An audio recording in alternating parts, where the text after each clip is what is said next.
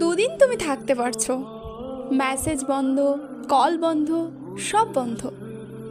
তারপরে মনে হচ্ছে কি জানি, যদি অন্য কারোর সাথে কথা বলছে, অন্য কারোর সাথে যদি চ্যাটিং করছে।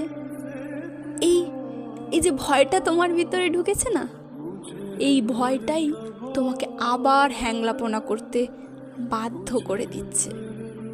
তুমি আবার ওর কাছে ভালোবাসার মানুষ হয়ে না রে ভাই, ভিখারি হয়ে পৌঁছাচ্ছ।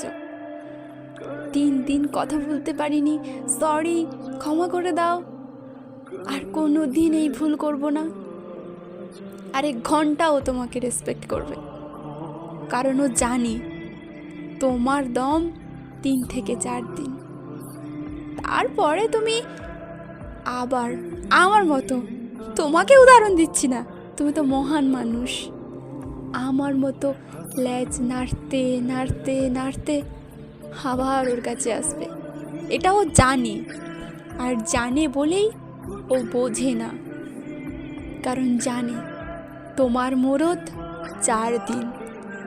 বন্ধ রাখো যতক্ষণ না পর্যন্ত ওর দম বন্ধ হয়ে যায়। ওকে যদি ভাঙতে হয় না, তোমাকে শক্ত হতে হবে। ওর ইগোটা ওকে মজবুত পাথরের পাহাড়ে পরিণত করেছে। ওর ইগোটাকে ভাঙতে হলে তোমাকে তত গুণ বেশি শক্তিশালী হতে হবে, যত গুণ বেশি শক্তিশালী লোহা হলে ওই পাথরটাকে ভাঙতে পারবে।